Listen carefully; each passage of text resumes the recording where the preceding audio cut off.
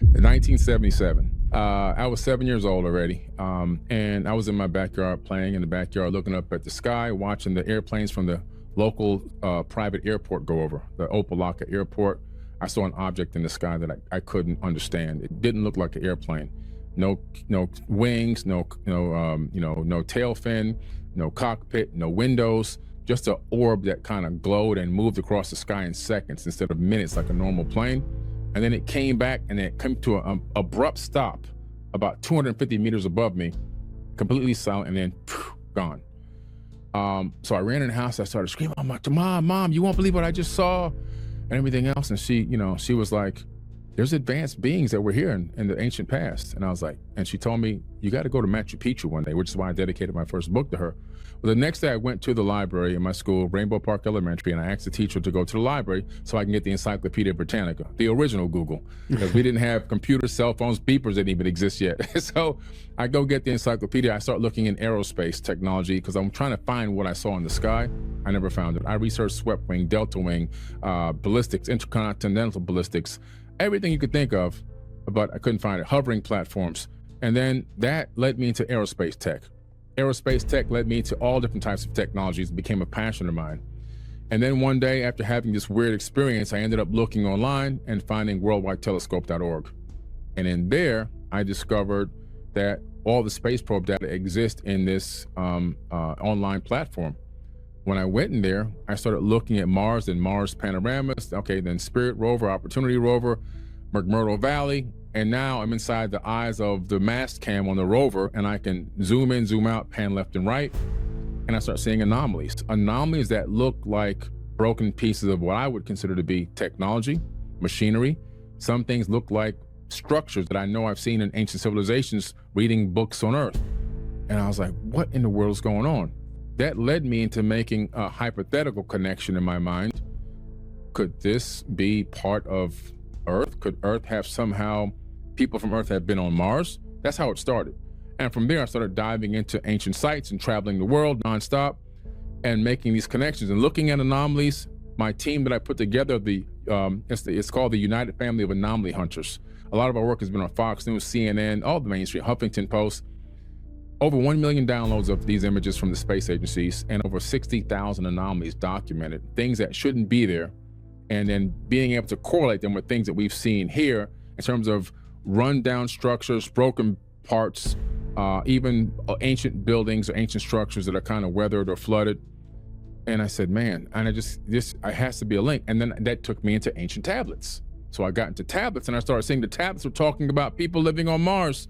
And I said, oh my God, this is the connection. And then from there, I just dove in, head first. I was going crazy.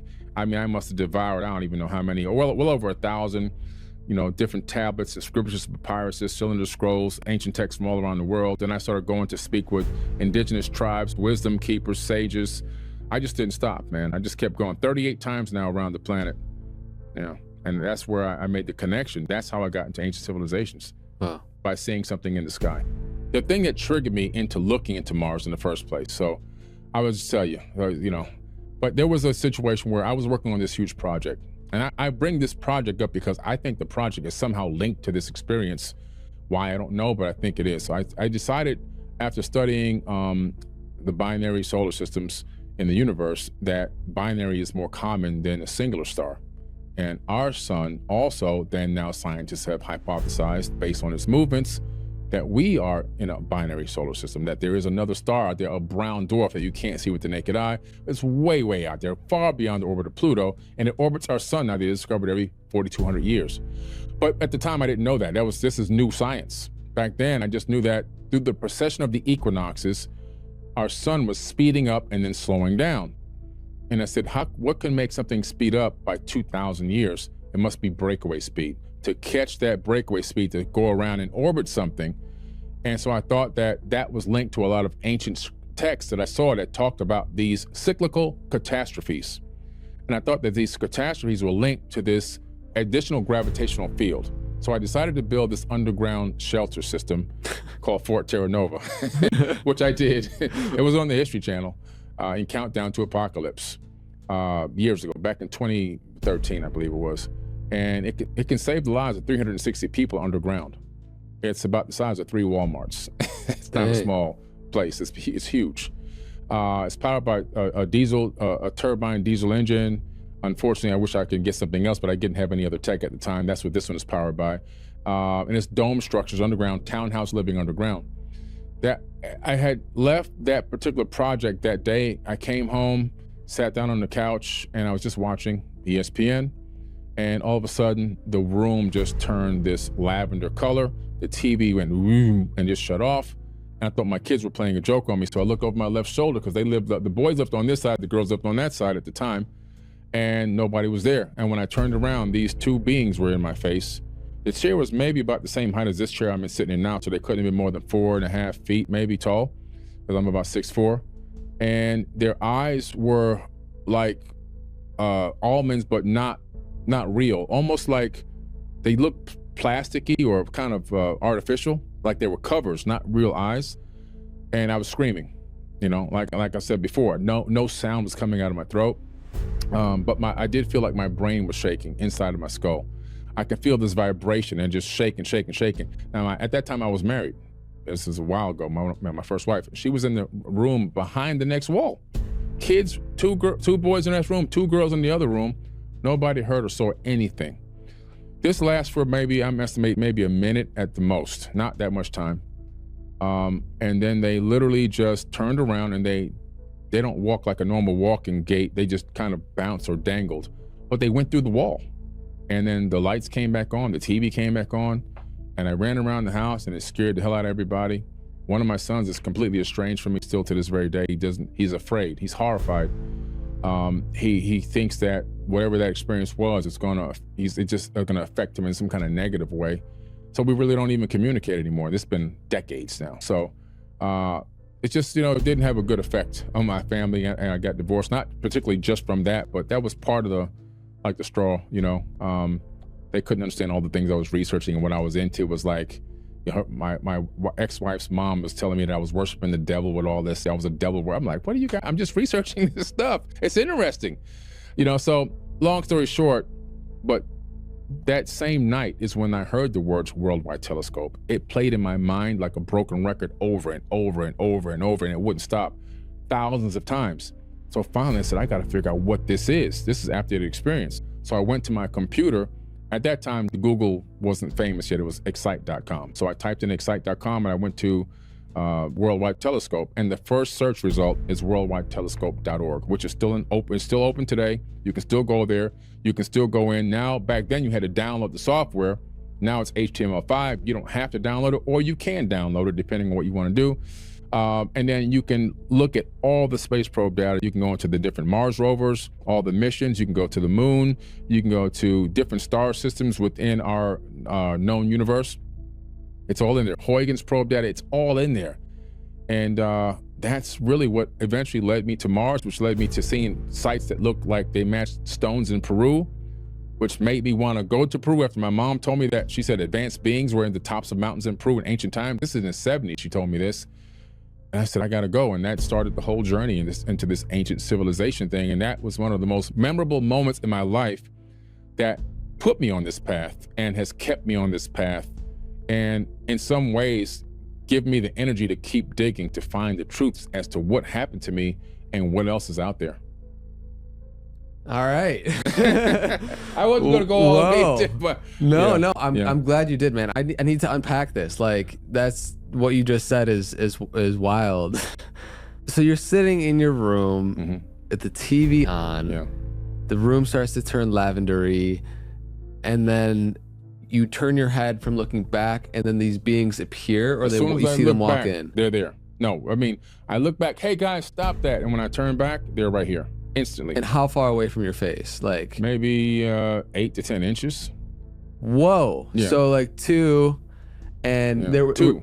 Yeah. Were they like gray? They skin? weren't gray like a gray. They're still kind of almost like looked like a typical gray would look, like the gray alien. They had the similarity between what you see in movies, almost like that. Almost, not exactly like the typical one, but it's almost. Whoever started making these things, somebody saw something, because it was so close Slight differences. A slit though for a mouth and little tiny holes for ears. Had you seen movies or imagery or anything with beings that looked like that prior to that experience? Well, just the typical gray aliens that you see from time to time. They weren't exactly like the ones we created. They have a slight few differences, but their skin, well, the skin that was looking like on their face, it looks, again, it's hard to explain. It's like almost like plasticky, in a way, plastic or something, or some kind of artificial material. I don't know, maybe that's some type of sleeve over there. I don't know. And then, but the body definitely had some type of a suit on. And the suit was slim body fit. You can see it because it had a little bit of an edge right around the neck that let me know that maybe that was the outfit that they were wearing. I can only assume that unless it's part of their body. So what do you think are the top couple explanations of what actually happened in that moment? Whether it was these like real beings that you perceived, was there some sort of possible like paralysis experience where your consciousness recreated something?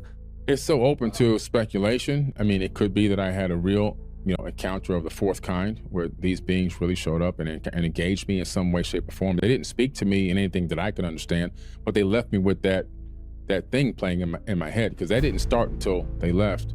Or maybe it could be some type of a multi-dimensional interaction that happened with me, which is why nobody else can detect it but me. Maybe they got into a specific frequency within my mind. I know that the US military has a device called the active denial system. It can broadcast words, sounds, even images into your mind, and you can see and experience. It can make you feel like you're on fire. It can make you feel like you're in pain. It's to deflect people coming to attack. It's this frequency beam that they send out. I talked about it in my book. And or maybe it's sometimes something just happening, maybe a level of psychosis. I mean, I don't know. I mean, I have never taken psychedelics or anything, to be honest with you. I don't smoke marijuana. Not that there's anything wrong with that. I just don't do that. I don't drink any alcohol or liquor. I drank 3 beers when I was 17, and that was it. And I never liked it because I got sick for 3 days. So I said, I'm done with that. So I don't know what else it could have been. I drink water and coffee and tea. So I don't know. It could have been, but it could be anything. Yeah. But whatever it was, regardless of where it came from or how real or unreal it may have been in this dimension, it drove me to those sites, and those sites led me to ancient civilizations, and that put me on a whole nother, I took an exit off the highway and went somewhere else. I could only imagine the amount of like fear and confusion is also as your old life starts to crumble as this new one's being birthed. It was tough. You talked about it, Yeah. Yeah. It's tough. The whole breaking down and rebirth. Yeah. Yeah. How did you make it through that? Man, it's tough. It's tough to keep talking about it, But yeah, it was, when you lose your family, Yeah. Yeah.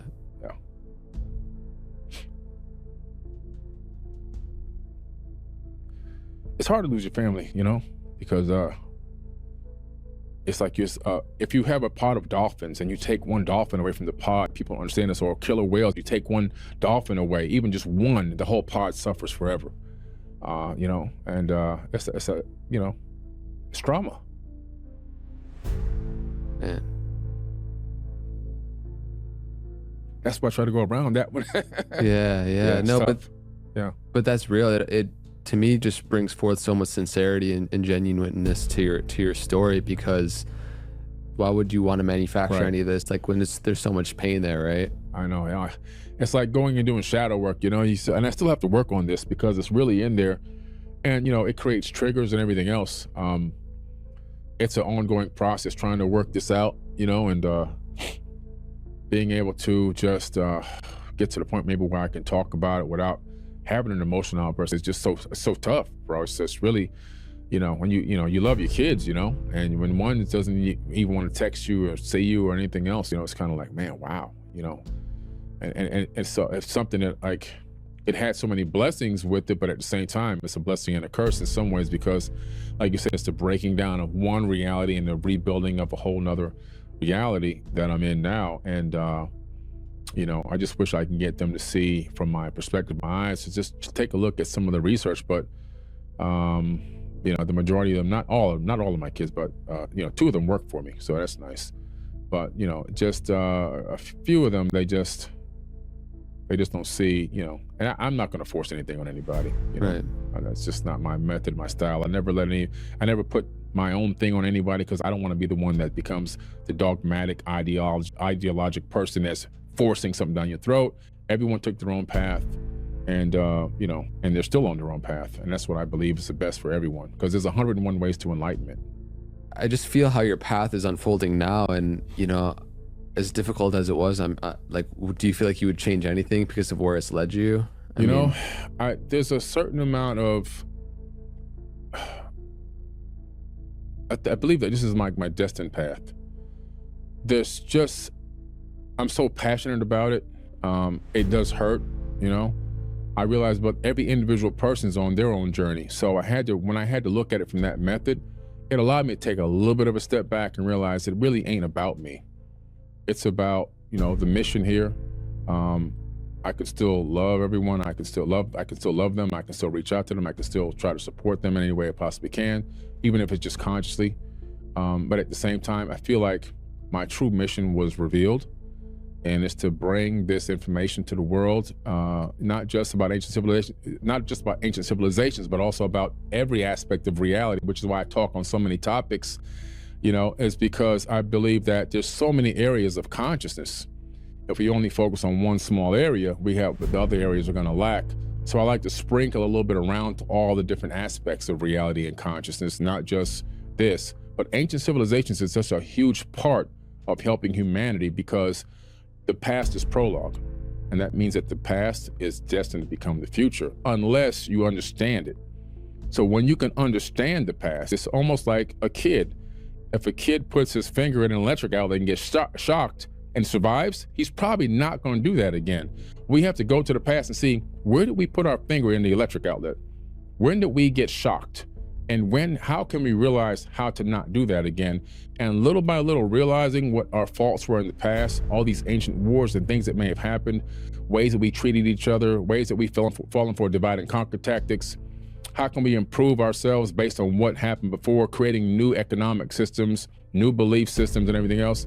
That's going to guide us in the right direction towards a golden age, and that has to happen.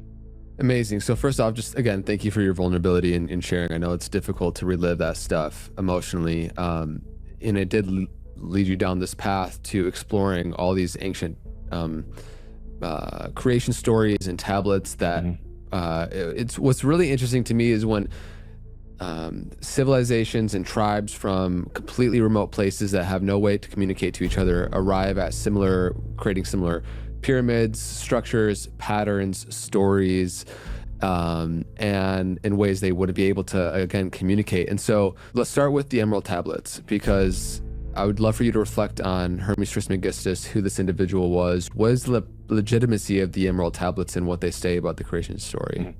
Yeah, the Emerald Tablets of Thoth, there's actually two.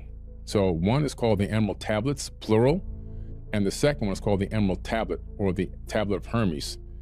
Now, both of these writings are actually real writings that really did exist. And one of them is located in the Cambridge Library right now.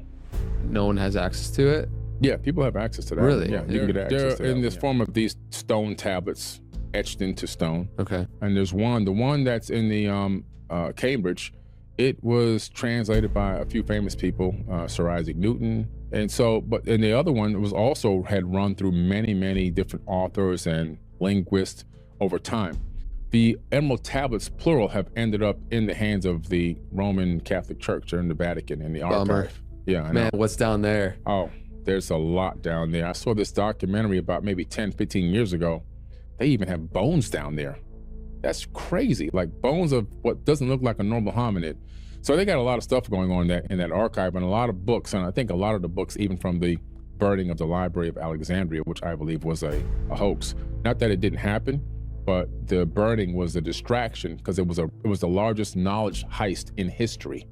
That's what the burning of Alexandria was, a knowledge heist.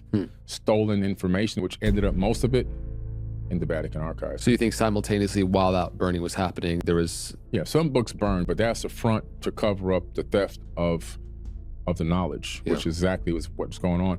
Because the Roman Catholic Church objective was to push their ideology on the world. And technology and advancements of those sorts of knowledge and philosophy outside of the dogma, where they wanted to ban it. Yeah. And they wanted to get as much reach as they can, which is why you find a Catholic church on every corner of the planet. I was in the floating city in Cambodia a few months ago, and there's a Catholic floating church. I'm like, oh my goodness, are you kidding me?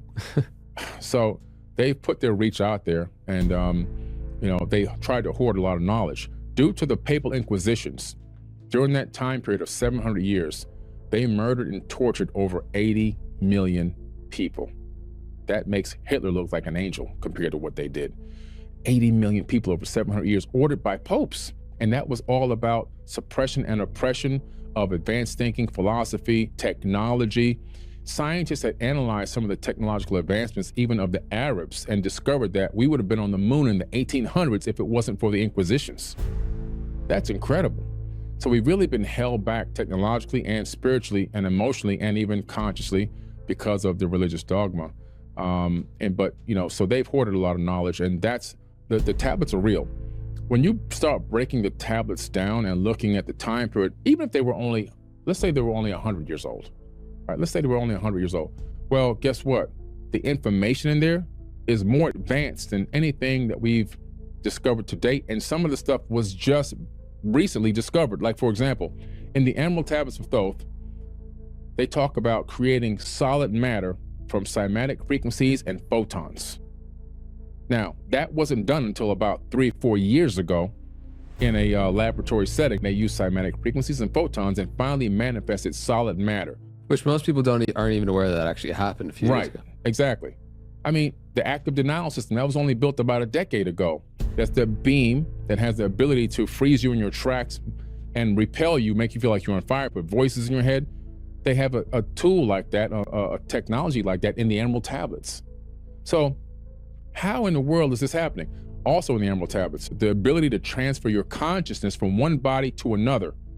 Now, the 2045 project, 2045.com, Ray Kurzweil, they transferred a monkey's consciousness into a computer years ago. Now they're working on the next step, which I think it passed because 2015 was the next one, a human mind into a robot. And then by 2045, which is the ultimate goal, a human mind into another avatar. 2045.com. That's also in my book, Compendium of the Emerald Tablets. So Ray Kurzweil is like the founder, right? And yes. he's big proponent on transhumanism and singularity and all that. Yeah, exactly. So wait a minute. So where's all this tech? All this quantum physics that's in there? There's so much. I can go on and on and on. And I talk about this in the book. So if it's 100 years old, this person must have had a 500 IQ, whoever wrote it then, okay? Because a lot of the stuff was just discovered or finally being entertained in laboratories within the last decade. Right. So, but it really is ancient. Yeah, and so these ancient tablets like the Atrahasis, Enuma Elish, the Gita, the overlap from the creation and the stories of these, the mythic stories. Incredible. Yeah. So what is the consilience between all of these mythical creation stories and tablets about our origins? You find something interesting. The first thing you find is that our solar system is created through the way that astrophysics claims, through the collision and accretion disks and everything else. However, it talks about each planet forming and each planet gaining its own net, which means orbit in ancient texts, gaining its own orbit around the sun.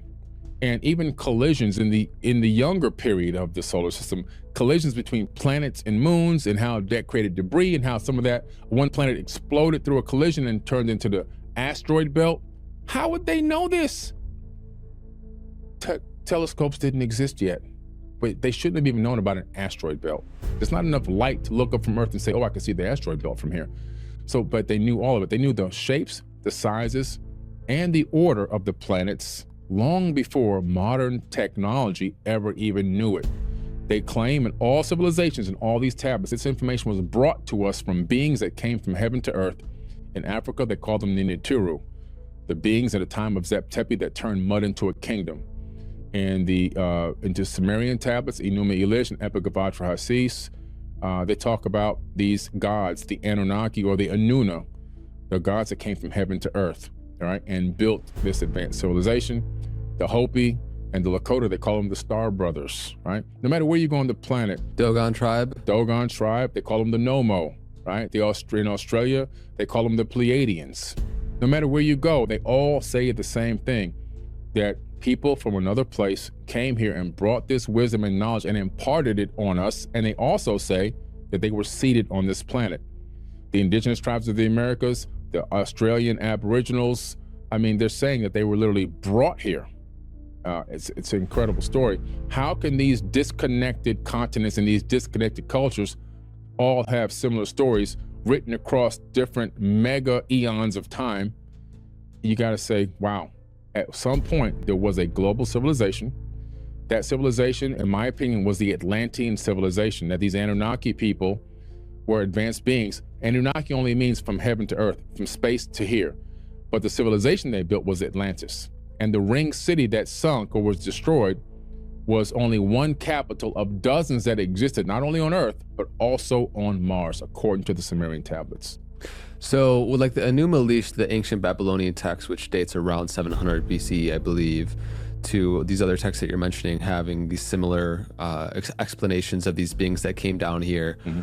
Can you, in the most articulate way, describe what the conventional understanding of human civilization is in terms of like what's accepted versus, what happened a couple 100,000 years ago with this creation story and how they obviously differ?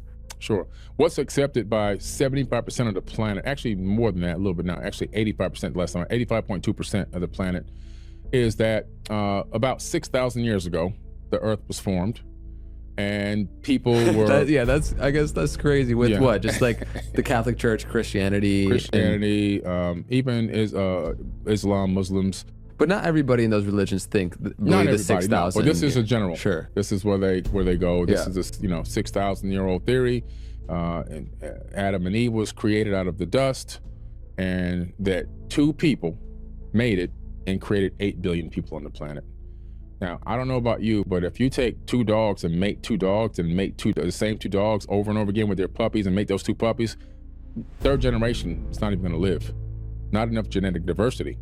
You can't take two humans and get 8 billion. We know this already because people who intermate within their family, they have birth defects. It's just a part of genetics. But that's the accepted theory, is that the sky daddy came down with his wand, he took some dirt, little spattle, turned mud into people, and then told these people, you now own this planet and go on, be fruitful and multiply, and that's what happened. Right.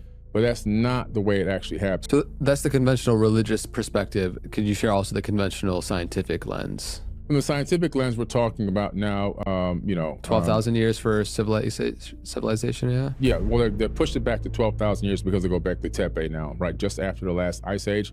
It goes back even further than that, but they're saying, okay, we'll give you 12,000 now. We're going to go back beyond the 6,000 to 12,000, go back to Tepe, Karahan Tepe, Darren Kuyu. Those things really do age back that far. And so now they're saying that humans, or Homo sapiens sapien, might have been around for about 200,000 years. That's actually pretty accurate based on what I know genetically.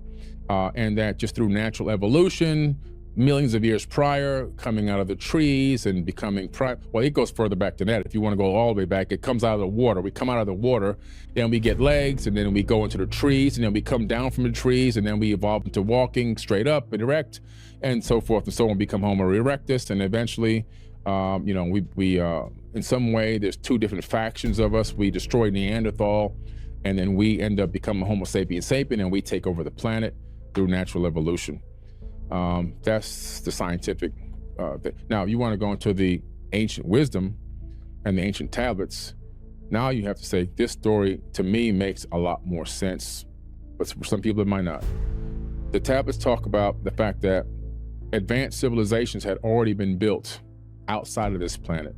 They went to war with each other in a sector of the sky called the Pleiadian star cluster.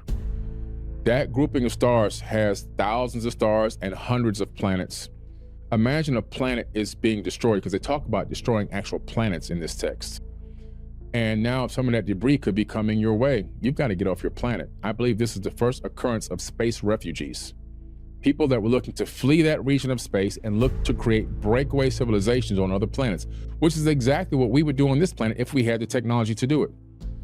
So Orion, Aldebaran, other planetary, other stars. They go the series A, B, and C, where the Dogon talk about the Nomo coming from Earth, and even one planet named Nibiru, which I believe was a planet orbiting a brown dwarf star.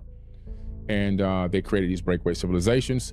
Now, according to the text, they were here doing the work themselves. The work was building cities, creating the civilization. They worked about 250,000 years without interacting with human beings. We were already here. Our cousin was here, a version of Homo sapien, not Homo sapien sapien, but a version. There was going to be a war because these beings called the Igigi in the text were angry that they were doing all this labor and these other guys were just sitting back relaxing, and they were like, this is too much work, we need a break, and they weren't even given a break. It's like if you're a master architect and then you have a foreman, and the foreman has the actual construction guys. So these were the construction workers, and they were volunteers, but they felt like they were turning into slaves. So they decided to fall from heaven to earth, because they came from Mars down to earth. They were working on Mars at the time, to go to war against God, who was God Anu, the head god of these beings.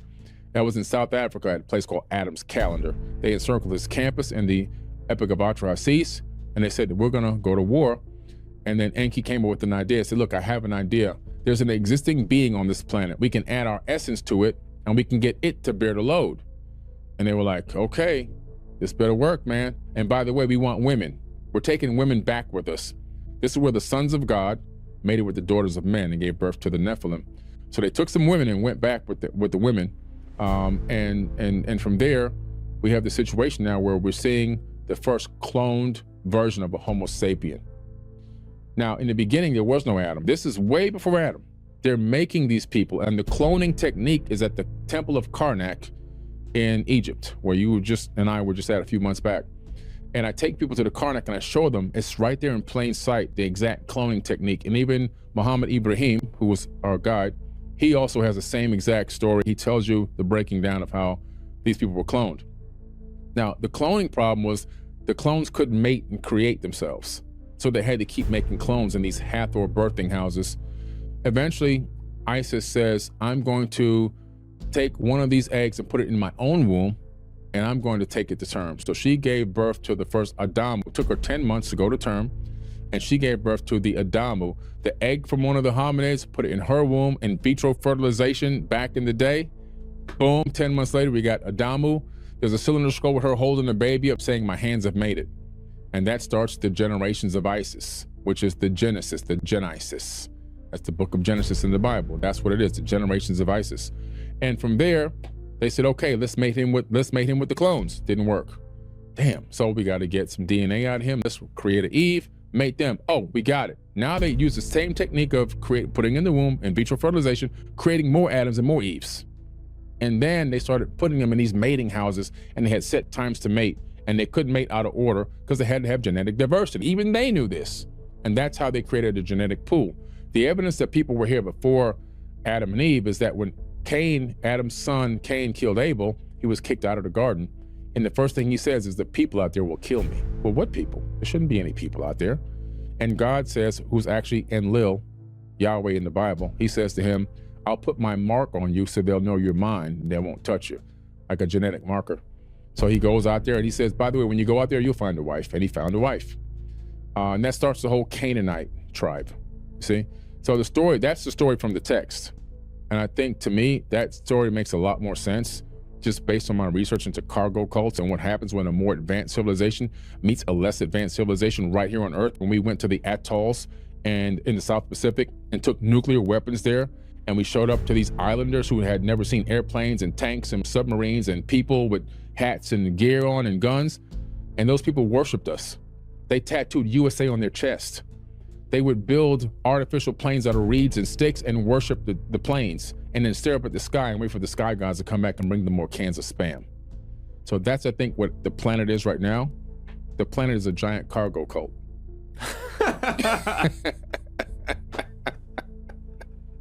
That's where we are. Oh, man. Okay. All right. So lots to unpack here. In terms of the Anunnaki coming down, what do you think was the stage of development of Homo sapiens at the time before genetic intervention, according to the story? That's a good question. I believe that some of these skulls we've been finding around the planet are actually our cousins. and that they had bigger skulls, bigger brains, maybe even bigger pineal glands. I believe they were more intelligent than us, not technologically, but spiritually. They could probably speak, through psychic abilities, and silently sending information back and forth, navigating the world. Maybe they had full use of their magnetic crystals in their brain. We all have magnetite in our brains, but we don't feel the magnetic field. But they probably navigated utilizing that Earth's magnetic field. And I think that they were on their own path, and that genetic modification did a couple things. Number one, it shrunk the brain. Number one, it shrunk the pineal gland. It disconnected some DNA, which is why they call it junk DNA. It detached some of our DNA. Some of our nodes have been pulled away to take us away from knowing our higher selves spiritually. And so they can program and code us. So they began then programming and encoding us in the way that they wanted us to go. We now have to regain and re-find out who we truly are, because it's all still inside of us.